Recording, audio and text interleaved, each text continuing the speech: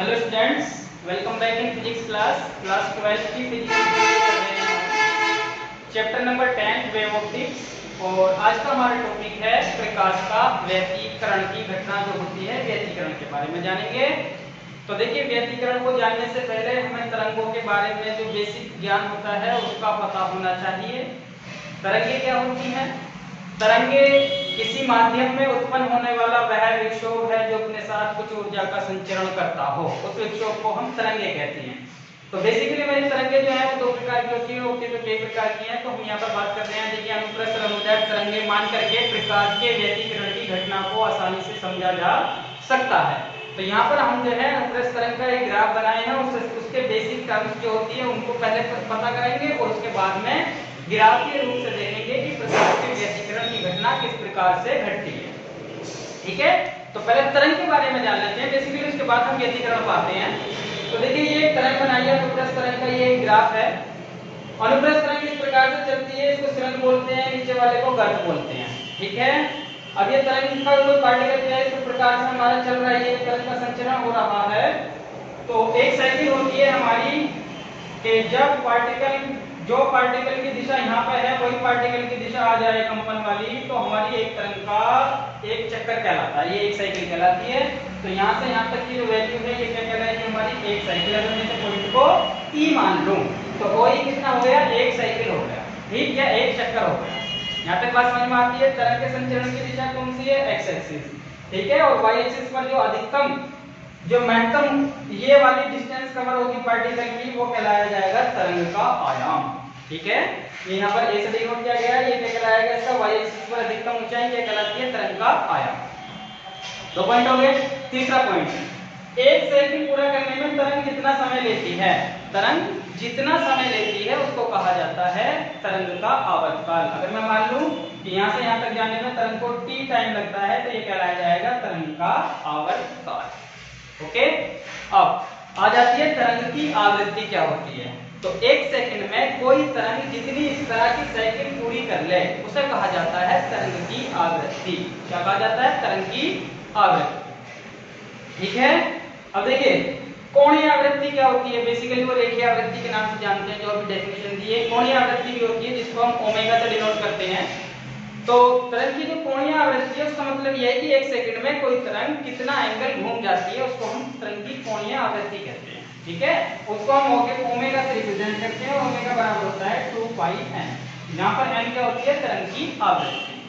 t क्या होता है? तरंग का आवर्तकाल। लैम्डा क्या होती है? तरंग की तरंगदैर्घ्य। अच्छा देख, तरंगदैर्घ्य और बता दें, एक सेकंड कंप्लीट करने में कोई तरंग एक्स एक्सिस पर जितनी डिस्टेंस चलती है, यहां से यहां तक की जो लेंथ है एक सेकंड की, वो कहलाती है तरंग की तरंगदैर्घ्य।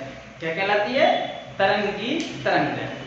ठीक है, अगर कोई तरंग एक्स अक्ष की ओर को v वेग से चल रही है तो तरंग का जो वेग होता है वो बराबर होता है n लैम्डा। इसको ध्यान में रखें, बड़ा इंपॉर्टेंट फॉर्मूला है वेव ऑप्टिक्स में और आगे पीजोइलेक्ट्रिक इफेक्ट में बहुत क्वेश्चन बनते हैं इनके ऊपर। तो जो तरंग का वेग v हो, तरंग की आवृत्ति n हो, तरंग की तरंगदैर्घ्य लैम्डा हो, तो v बराबर होता है n लैम्डा। ठीक है, ये कुछ बेसिक टर्म्स थे जिनका हमें पता होना चाहिए। अब देखिए, ये तरंग हमारी कहां से शुरू हो रही है? O से शुरू हो रही है। कहां से शुरू हो रही है? O से शुरू हो रही है। और यहाँ पर एंगल कितना मान रहे हैं? 0 डिग्री। ये कितना एंगल पे है? π/2। ये कितना है? पाई। ये कितना है? 3π/2। और एक सेकंड पर कितना एंगल हो गया है? 2 पाई। ठीक है, अब हमें ये देखना है, ये तो तरंग का ग्राफ बना हुआ है। अब अगर मैं इसी प्रकार की एक तरंग और बना दूं, चलिए ये बना दी मैंने तरंग, और वो यहां से शुरू हो रही है कुछ इस प्रकार से, ऐसा जा रही है। तो यहाँ पे ये वाली जो तरंग है मेरी पहली वाली तरंग, ये 0 पर कितना है? यहाँ पे 0 वैल्यू है, और इसकी 0 पर क्या है? इसकी मैक्सिमम वैल्यू है। तो बेसिकली ये वाला जो ग्राफ है ये एक कॉस का ग्राफ होता है जो आपकी तरंग को डिनोट करता है। तो ये cos x, ये sin x का ग्राफ होता है और ये cos x का ग्राफ होता है। ठीक है, तो यहाँ पर ये जो 0 की वैल्यू रहेगी एंगल की, तो 0 पर कितनी वैल्यू देता है? हमारी पीक वैल्यू देता है। तो अगर मैं बात करूं कि ये भी कोई प्रकाश की तरंग है या बेसिकली सिंपल तरंग है और ये भी एक तरंग है, तो इन तरंगों के बीच में कोई फेज डिफरेंस है?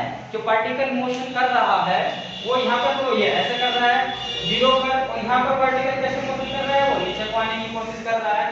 ठीक है। तो इस प्रकार से जो तरंगों की कुछ कलाएं होती हैं, दैट मीन जो पार्टिकल मोशन कर रहा है, जो कंपन कर रहा है पार्टिकल, वो सेम कला में है या डिफरेंट कला में है, अलग अलग कला में। तो ये पता करने के लिए हम तरंगों के बीच में एक नई टर्म यूज करते हैं जिसे बोलते हैं कलांतर। क्या बोलते हैं? कलांतर। कि तरंगों में कितना कितना कलांतर है। तो अब अगर मैं इस वाली तरंग की बात करूं, पहली तरंग की, और इस दूसरी तरंग की बात करूं, तो मैं कहूंगा कि इन दोनों में π/2 का कलांतर है। कितने का कलांतर है? क्यों? क्योंकि जहां से तरंग शुरू हुई है वहां तक पहुंचने के लिए इस तरंग को कितना एंगल घूमना पड़ेगा? π/2 घूमना पड़ेगा। जिस जहां से शुरुआत हुई है इस तरंग की, दूसरी तरंग की, वहां पर जो पार्टिकल के कंपन की डायरेक्शन है, इस पार्टिकल के कंपन की डायरेक्शन वहां तक आने के लिए कितना एंगल और घूमना पड़ेगा? π/2 घूमना पड़ेगा। इसका मतलब क्या है कि ये वाली जो तरंग है, जो ये वाली तरंग है, कौन सी? ये वाली, इससे π/2 डिग्री पहले चलना शुरू हो चुकी है। ठीक है, इससे π/2 डिग्री पहले चलना शुरू हो चुकी है, अर्थात ये यहाँ से π/2 डिग्री पहले चलना शुरू हो गई। तो इन दोनों के बीच का कलांतर कितना हो गया? π/2 हो गया। ध्यान से सीखिए कलांतर किस प्रकार से निकालते हैं। अब मैंने एक तीसरी तरंग और बना दी, वो यहाँ से शुरू हो रही है। अब जरा देखें, ये जो यहाँ पे तरंग चल रही थी, उसे यहाँ तक आने के लिए कितना एंगल चल चुकी है? वो π डिग्री। तो अगर मैं इस तरंग की और इस तरंग के बीच की बात करूंगा तो कितने डिग्री का एंगल, कितना फेज डिफरेंस में कितना कलांतर है? π डिग्री का। दोनों में कितने का कलांतर है? π डिग्री का। तो ये वाली जो तरंग है भैया, कौन सी वाली तरंग है? ये वाली। कितना डिग्री पहले चलना शुरू हो गई थी? π डिग्री पहले चलना शुरू हो गई है। या मैं ये कह सकता हूँ कि ये वाली π डिग्री बाद में चलना शुरू हो गई। ठीक है, तो इस प्रकार से हम दो तरंगों के बीच में कलांतर की पहचान करेंगे। समझ में आया कलांतर किस प्रकार से निकालते हैं? ये तरंग के बीच कितने का है? π/2 का। ये तरंग के बीच कितने का है? π डिग्री का कलांतर। ठीक है, अब बात कर लेते हैं पथांतर की। काय की बात करते हैं? पथांतर। पथांतर का मतलब होता है बेसिकली ये जो हमने यहाँ पे देखा है लैम्डा तरंग दैर्घ्य। एक साइकिल की होती है लैम्डा, ठीक है, एक साइकिल की जो लेंथ होती है पर चली गई उसको हम क्या बोलते हैं? तरंग दैर्घ्य बोलते हैं। ठीक, अब इस वाले की बात करूंगा। ये जो है यहाँ से यहाँ तक एक पूरी साइकिल है, तो चौथाई वाली हो गई। देखें 1 2 3 4 ऐसे 4 पोर्शन बने हैं। तो बेसिकली जब इसमें π/2 का कलांतर है इन दोनों के बीच में, तो ये कितना एक्सिस पर कितनी लेंथ पहले चल चुकी है, ये बात उन तरंगों के लिए हो रही है जिनकी आवृत्तियां समान हैं। और प्रकाश के व्यतिकरण को सिद्ध करने के लिए हमने जो तरंगें ली हुई हैं उनमें आवृत्तियां समान ही रखी। ठीक है, याद रखें। चलिए, तो ये वाली जो तरंग है भैया, ये वाली तरंग यहाँ तक जाने के लिए, इस फेज तक जाने के लिए कितनी एक्सिस पर फालतू चल चुकी है? तो देखें चौथाई पार्ट चल चुकी है, ऐसे ऐसे 4 पार्ट बने हैं। तो ये λ/4, ठीक है, तो λ/4 पहले चल चुकी है, ज्यादा चल चुकी है, तो इसलिए हम कहेंगे कि दोनों तरंगों के बीच पथांतर कितना है? λ/4। ठीक है, अगर मैं इसमें इस वाले में और इस वाले में बात करूं कि पथांतर कितने का है, कलांतर तो आपने बता दिया पाई का है। पथांतर की बात की जाए तो पथांतर की बात करने के लिए देखें, यहाँ से इसी जो पार्टिकल है उसको इस सेम कंपन की डायरेक्शन में आने के लिए क्या करना पड़ेगा? π डिग्री एंगल पहले चल चुका है ये, तो मतलब आधा λ/2 का इनके दोनों के बीच में कितना है? पथांतर है। ठीक है, अरे भैया यहाँ से यहाँ तक की लैम्डा है, तो λ/2 डिस्टेंस एक्स्ट्रा चल चुका है ना ये, तो क्या कहा जाएगा? ये दोनों के बीच का पथांतर। ठीक है, समझ में आई? ध्यान रहेगा। अब देखिए, अगर मैं कहूँ कि एक पार्टिकल और है, वो एक वेव और ले ली मैंने, और वो कुछ यहाँ से शुरू हो रही है, सपोज करो यहाँ से शुरू हो रही है ऐसे करके, ठीक है, ये पहले चल चुका है। तो ध्यान से देखें, ये यहाँ से चलना शुरू होती है, ये यहाँ से चलना शुरू होती है, कंपन की डायरेक्शन जो है वो दोनों की सेम है, लेकिन हो सकता है ये यहाँ से आगे बढ़ी हुई, यहाँ से आगे 2 पाई से आगे। ठीक है, तो जब हम देखते हैं इन आगे को, तो 0 पर, 2 पाई पर, 4 पाई पर, 6 पाई पर, 8 पाई पर, 10 पाई पर, इवन मल्टीपल ऑफ पाई के सम गुणांक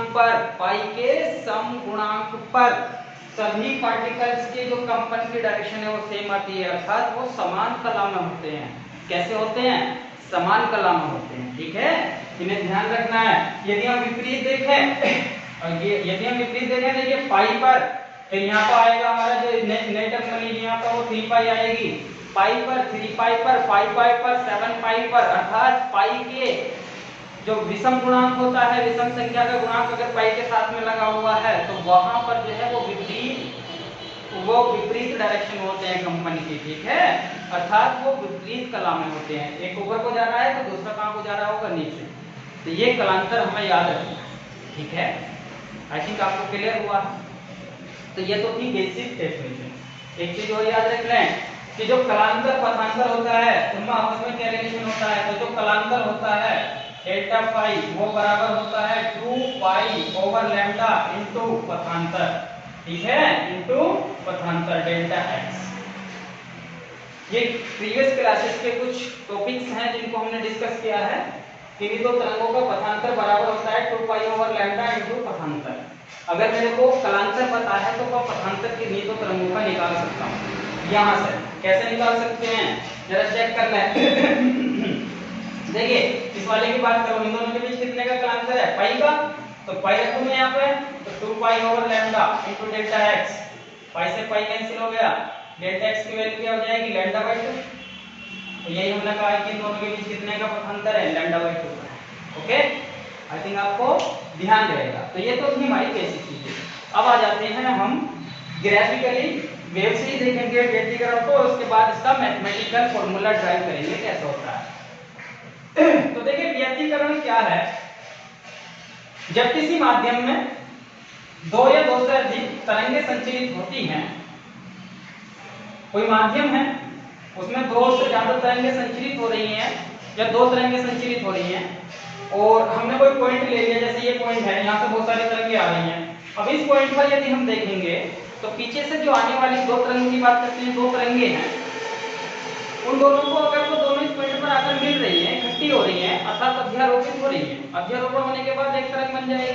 बहुत सारी तरंगें आई एक जगह मिल गई तो एक नई तरंग बन करके चलना शुरू हो जाती है। तरंगों का सिद्धांत कहते हैं अध्यारोपण का सिद्धांत। तो जो नई तरंग बनेगी, कैसी तरंग बनेगी, जो नई तरंग बनेगी उसका जो परिणामी तरंग का जो आयाम है वो कहीं ज्यादा भी मिल सकता है उस बिंदु पर और कम भी मिल सकता है। तो ये परिणामी तरंग के आयाम का ज्यादा मिलना या कम मिलना, अर्थात दोनों जो तरंगें आ रही थी उनके आयामों का योग के बराबर भी हो जाता है, उनके आयामों के डिफरेंस के बराबर भी हो जाता है। तो ये जो घटना है परिणामी तरंग का अधिकतम और न्यूनतम होने की, इसी घटना को कहा जाता है तरंगों का व्यतिकरण। क्या कहा जाता है, तरंगों का व्यतिकरण। अब दो प्रकार का होता है तरंगों का व्यतिकरण। नंबर 1 समकोषी व्यतिकरण, अर्थात कंस्ट्रक्टिव इंटरफेरेंस। समकोषी व्यतिकरण क्या होता है, जब हमें परिणामी तरंग का आयाम, जब हमें परिणामी तरंग का आयाम आने वाली पीछे की अगर दो तरंगें हैं, उन दोनों तरंगों के आयामों के योग के बराबर मिले, ठीक है, आयामों के योग के बराबर मिले, तो उस बिंदु पर होने वाले व्यतिकरण को कहा जाता है समकोषी व्यतिकरण। ठीक है, मतलब परिणामी तरंग की जो तीव्रता है वो बढ़ जाती है पीछे से आने वाली तरंगों की तीव्रता, अलग अलग तीव्रता। यदि पीछे से जो आने वाली तरंगें हैं उनसे मिलकर बनने वाली नई परिणामी तरंग का आयाम वो न्यूनतम मिले, अर्थात पीछे से आने वाली दोनों तरंगों के आयामों के अंतर के बराबर मिले, तो वहां पर जो व्यतिकरण होगा उस प्रकार की व्यतिकरण को कहा जाता है विनाशी व्यतिकरण। कैसे व्यतिकरण, विनाशी, डिस्ट्रक्टिव इंटरफेरेंस। ठीक है। दूसरी चीज ये कि व्यतिकरण की जो घटना है वो ऊर्जा के संरक्षण नियम पर आधारित है। क्यों, जिस बिंदु पर डिस्ट्रक्टिव इंटरफेरेंस हुआ है अर्थात विनाशी व्यतिकरण हुआ है, वहां पर ऊर्जा खत्म हुई है, उसकी ऊर्जा कहां चली गई, वो किसी दूसरे बिंदु पर समकोषी व्यतिकरण के रूप में ऐड हो जाती है। ठीक है, इसे ग्राफ से समझ लेते हैं कहना क्या चाहता है व्यतिकरण। व्यतिकरण जो है बेसिकली वो तरंगों के अध्यारोपण के सिद्धांत पर आधारित है। ठीक है, अब मैं ग्राफ से समझा देता हूं आपको, फिर उसके बाद मैथमेटिकल प्रूफ करेंगे इसका। तो व्यतिकरण समझ में आ गया क्या होता है, आने वाली तरंगों का एक तरंग बन जाना अध्यारोपण के सिद्धांत से, और तरंग बनने के बाद में उसका जो तीव्रता होगी वो दोनों की अलग अलग तीव्रताओं के योग से ज्यादा भी हो जाती है और कम भी हो जाती है। ठीक है, अलग अलग तरंगों के जो तीव्रता है उससे जो है वो ज्यादा भी हो जाती है और कम भी हो जाती है। इसी घटना को क्या कहते हैं, व्यतिकरण कहते हैं। ठीक है, देखिए यहाँ पर एक तरंग बना ली, ये कोई पहली तरंग है हमारी, ठीक, तो ठीक है भाई। समान आवृत्ति की दो तरंगे लेंगे। कैसी आवृत्ति की लेंगे? समान आवृत्ति।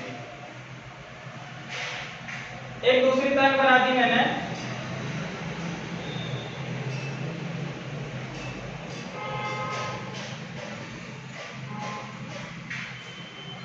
ठीक है, इसका आयाम जो है वो A1 हो गया, इसका जो आयाम है वो A2 हो गया। अब जरा देखें, परिणामी तरंग अध्यारोपण से, मतलब ये दोनों मिलेंगी अगर तरंगे किसी बिंदु पर, तो ये वाला पॉइंट ऊपर को, ये वाला पॉइंट भी ऊपर को, मतलब समान कला में है। कैसी कला में है ये दोनों? समान कला में है। अगर मैं एंगल लिखना चाहूं यहाँ पर π/2, this is π/2, this is pi, this is कितना हो जाएगा ये लिख देंगे हम यहाँ पर 1 पाई, this is 3π/2, this is 3π/2, this is 2 pi, this is 2 pi, ठीक है, इस तरह से। अब देखिए जो परिणामी तरंग होगी हमारी, वो जो होगी परिणामी तरंग, क्योंकि अगर समान कला में है तो इनके जो आयाम है वो इंक्रीज हो जाते हैं, अर्थात अब हमें कुछ इस प्रकार का मिलेगा। थोड़ा सा और पढ़ा लें, कुछ इस प्रकार का मिलेगा। दैट मीन्स परिणामी तरंग का जो आयाम होगा वो रिजल्टेंट तरंग का जो आयाम होगा वो होगा A1 + A2 के रूप का। किस केस में? ये उस केस में होगा जब दोनों तरंगे जो हैं मिलते टाइम पे समान कला में हैं।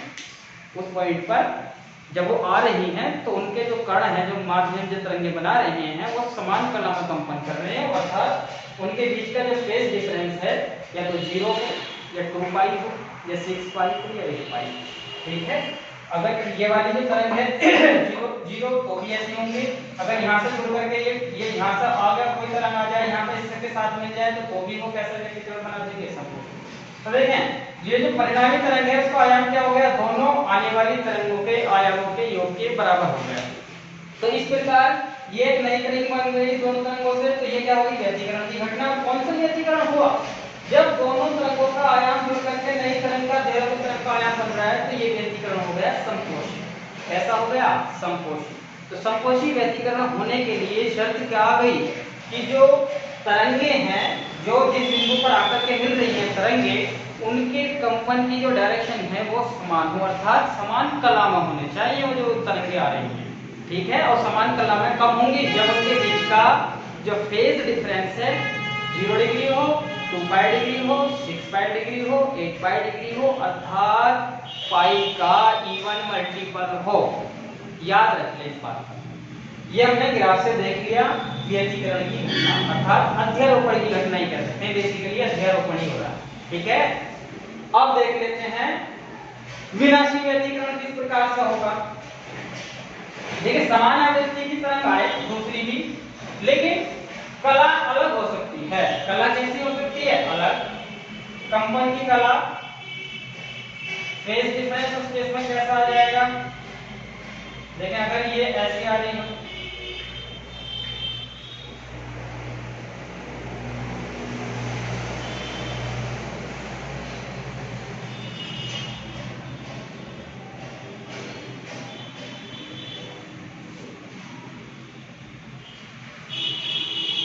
नीचे वाले को माइनस से दिखा देते हैं, A1 हो जाएगा, बेसिकली A1 ये नीचे हो जा रहा है तो माइनस ही होगा, ठीक है। ये कितना हो गया तुम्हारा? A1 ऊपर हो गया, वो A2, ठीक है। एक तरंग ये है, वो पहली वेव, ये दूसरी वेव, ठीक है। इसका आयाम कितना है? A1, इसका आयाम कितना है? A2। तो देखिए जब ये मिल रहे हैं, जिस टाइम पर ये मिल रहे हैं उस टाइम पर इसका आयाम कैसा है? नेगेटिव। इसका आयाम कैसा है? पॉजिटिव। अर्थात अगर इसके पार्टिकल की कंपन की डायरेक्शन देखो तो ऊपर को, इसकी काम को नीचे को, दोनों एक दूसरे के कैसे हैं? विपरीत। अब अगर ये किसी पॉइंट पर मिलेंगे इस कंडीशन में, जब उनके आयाम विपरीत कंडीशन, विपरीत कंपन की दिशा में होंगे, तो तब होने वाला व्यतिकरण या अध्यारोपण से जो बनेगी नई तरंग, तो इस प्रकार का व्यतिकरण कहलाता है विनाशी व्यतिकरण। और तरंग कैसी बन जाएगी? मेरी परिणामी तरंग आएगी रिजल्टेंट। देखिए अगर ये ज्यादा है A1, क्योंकि हमें दिख भी रहा है, हमने इसका आंसर रखा है A1 is greater than A2, तो ये माइनस वाला लेस हो जाएगा, बस ऊपर वाला बच जाएगा, ठीक है। और ये कितना बचेगा? ये बचेगा A1 - A2 के बराबर, ठीक है। तो परिणामी तरंग का आयाम क्या हो गया, कम हो गया नहीं कम, इससे भी कम हो गया, इससे भी कम हो गया, ठीक है। और उन दोनों पहले वाले केस में इसकी और इसकी वैल्यू से दोनों से ज्यादा आ रहा था, तो दोनों के योग के बराबर आ रहा था, अब कितना आ रहा है, दोनों के अंतर के बराबर आ रहा है। तो इस व्यतिकरण में विनाशी व्यतिकरण में परिणामी तरंग का आयाम क्या हो जाता है, दोनों के अलग अलग आयामों से कम हो जाता है, और उसमें दोनों के जो अलग अलग आयाम थे उनसे परिणामी तरंग का आयाम हल्का हो जाता है, ठीक है। तो इस प्रकार का व्यतिकरण क्या कहलाएगा, विनाशी व्यतिकरण। कैसा कहलाता है, विनाशी व्यतिकरण। अब अगर आप कहें कि ये वाला ज्यादा हो तो फिर क्या होगा, ये कम हो, तो उसमें जो परिणामी तरंग का जो आयाम बनेगा वो नीचे को बन जाएगा, उसमें नाड़ी बात होगी, ठीक है। तो ये था हमारा ग्राफिकली रिप्रेजेंटेशन व्यतिकरण के बारे में, ठीक। अब नेक्स्ट क्लास में हम व्यतिकरण मैथमेटिकल रूप में निकालेंगे, उसका एक फॉर्मूला ड्राइव होगा। उसके बाद में व्यतिकरण के लिए एक साइंटिस्ट थे यंग्स, उन्होंने एक एक्सपेरिमेंट दिया, डबल स्लिट एक्सपेरिमेंट के नाम से जाना जाता है, द्वितीय रेखा छिद्र का प्रयोग। उसके बाद में नेक्स्ट वीडियो में उस पर बात करेंगे, ठीक है। तो आई थिंक आपको क्लियर हुआ होगा कि व्यतिकरण की घटना क्या है। यदि फिर भी किसी को कोई प्रॉब्लम है तो वो कमेंट सेक्शन में जाए, कमेंट करे या पर्सनली कॉन्टेक्ट करे, ठीक है। वीडियो अगर आपको अच्छी लगी है तो लाइक शेयर कमेंट जरूर किया करें। Thank you very much.